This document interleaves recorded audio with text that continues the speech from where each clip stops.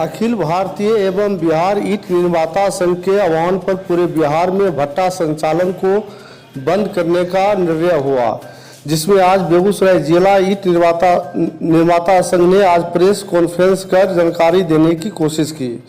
बिहार ईंट निर्माता संघ के प्रदेश अध्यक्ष मुरारी कुमार मुन्नू ने बताया कि कोरोना काल से पीड़ित भट्टे वाले को बिना कोई सरकारी सहायता के भट्टे का संचालन करना पड़ रहा है। पिछले कई सीजन के शुरुआत में असमय बारिश में कच्चे ईंटों को बार बार गलने से कच्चे ईंट की कमी हुई, कोयले की अनुपलब्धता एवं पूंजी अभाव में बार बार भट्टे की आग बुझा जा रही थी। जो कोयला 10,000 रुपया कीमत वाली थी, अब वह 24,000 रुपया में बिकने लगा। और बिहार में कोल की गुणवत्ता की जांच की व्यवस्था नहीं होने से निम्न क्वालिटी के कोल ने ईंट निर्माताओं से 10,000 ईंट पर 40 से 50 मैट्रिक टन कोयले की खपत करा दी। बिहार राज्य माइनिंग कॉरपोरेशन के द्वारा जो कोल आवंटित किया जाता है वो पर्याप्त मात्रा में उपलब्ध नहीं होने से ईंट भट्टे का संचालन दुरुस्त कार्य सा हो गया। बेगूसराय ईंट निर्माता संघ के अध्यक्ष अरविंद कुमार ने बताया कि सरकारी कार्यों में लाल ईंट का प्रतिबंध और इसके मुख्य ग्राहक निम्न एवं मध्यम वर्गीय लोग लाल बालू की अनुपलब्धता से एवं आर्थिक संकट की वजह से ऊंची कीमत देकर ईंट खरीदना या घर बनाने में असहज महसूस कर रहे हैं। इधर 1 अप्रैल से जीएसटी 1% से 6% एवं 5% 12% हो जाने से ईंट के खरीदार जीएसटी देकर नहीं खरीदना चाहते हैं, जिससे आर्थिक संकट से जूझ रहे ईंट निर्माताओं ने अपनी लागत पूंजी से टैक्स देना पड़ रहा है। बुझने के वजह से और असमय बारिश से कच्ची ईंट की कमी अनुपलब्ध को मोबाइल बंद कर लिया और उनकी कीमत होने से आर्थिक संकट में फंसे हुए हमारे ईंट निर्माता प्रति लाख में अपना 40-50 टन वजन का कोयला खपत कर।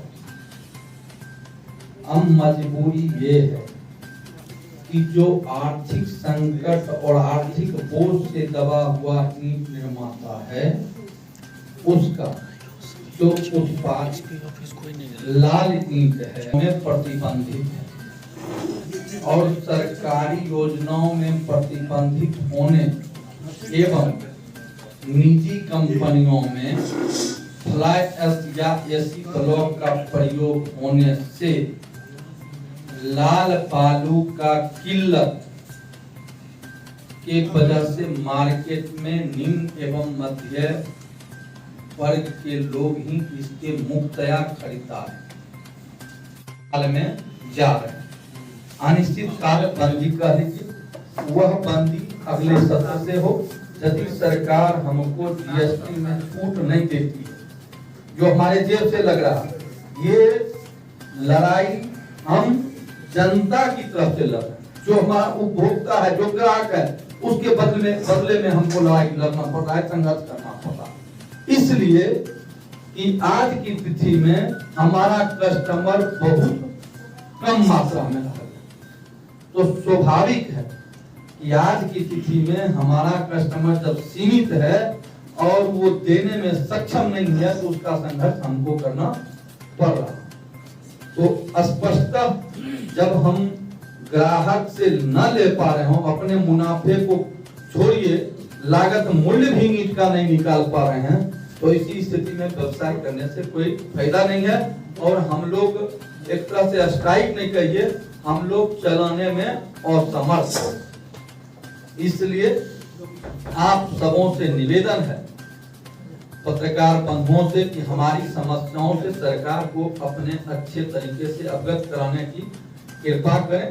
साथ ही साथ एक पंक्ति यह भी लिखें कि यदि सरकार इन्हीं चिन्हित एरिया से बालू बेच रही है, तो जो नदी का गाद है, आपको हम जानकारी दे दें कि इंडिया छोड़कर विदेश में अधिकतर देश कंट्री का जो नदी है, उसका जो क्या हो रहा है कि बांध नहीं बनाया जा रहा, उस नदी का क्या किया जा रहा है, गहराई को बढ़ाया जा रहा, उसका गाद निकाला जा रहा।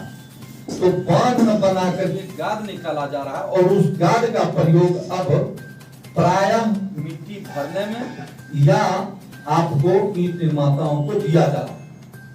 ये रिपोर्ट भी दे सकते हैं सरकार को और बहुत अच्छे तरह से हम लोग देने के लिए तैयार हैं।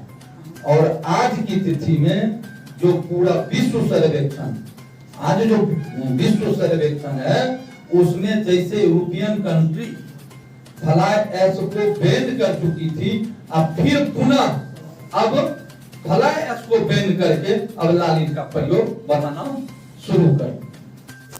ये ऑल इंडिया एवं बिहार ईंट निर्माता संघ के आह्वान पर बेगूसराय जिला ईंट निर्माता संघ जो है अनिश्चितकालीन भट्ठा बंद करने का निर्णय लिया। अनिश्चितकालीन भट्ठा संचालन बंद करने का कारण ये कि हम लोग का GST 6% हो गया है बिना इनपुट के। अब आप समझ सकते हैं कि एक भट्ठा व्यवसायी लाल बालू की अनुपलब्धता के वजह से जो समस्या उसके बिक्री की थी, कोरोना काल में मजदूरों को हमने रखा। उसके बाद हम लोग अगले सीजन में जब प्रवेश किए तो क्या हुआ कि कोयला का अनुपलब्ध, बारिश हुई, ईंट गल गया। अब 1-1 लाख ईंट पकाने में 40 से 50 टन कोल की खपत हो गई। अब यदि हमारे पास कोल की क्वालिटी या गुणवत्ता की जांच करने की मशीन रहती तो वो भी जांच करते। सप्लायर क्या कि हम लोगों को गलत कोयला दे करके जो है सो पैसा तो ले लिया। अब स्वाभाविक है जब हमारा 50 टन चला गया और आज के तिथि में साधारण बात सोचिए कि 1 लाख में यदि 40 टन लग रहा है तो आप जोड़ लीजिए 25,000 रुपये के टन से 10 लाख रुपये।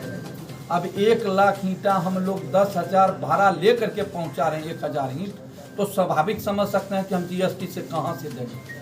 तो हमारी स्थिति बद से बदतर है और उस स्थिति में सरकार हमारे ऊपर 6% GST ठोक दी, जो हमारा ग्राहक निम्न एवं मध्यम वर्गीय है। वो कोरोना काल से और आर्थिक रूप से बहुत टूटा हुआ, अब उससे पैसा निकालना बहुत मुश्किल हो रहा है। तो हम लोग अपना जमा पूंजी अब सरकार को दे रहे हैं। सरकार को चाहिए कि हमारे घाटे की जो पूर्ति करती उसके बदले में हमें एक तरह से ये 6% का टैक्स लगा करके हम लोगों को विनष्ट करना चाहती है। इसलिए हम लोग न अब सस्ते दर पर मिट्टी मिल रही है, न 7 वर्षों में जो है सो वो डीजल भी काफ़ी बढ़ गया और हमारा जो है सो 7 वर्षों के डीजल बढ़ने के बाद हमारा जो है सो ये GST भी बढ़ रहा है, कोल मूल्य बढ़ गया। लेकिन सरकारी दर जो है सरकार का 100 गुनी उत्पादन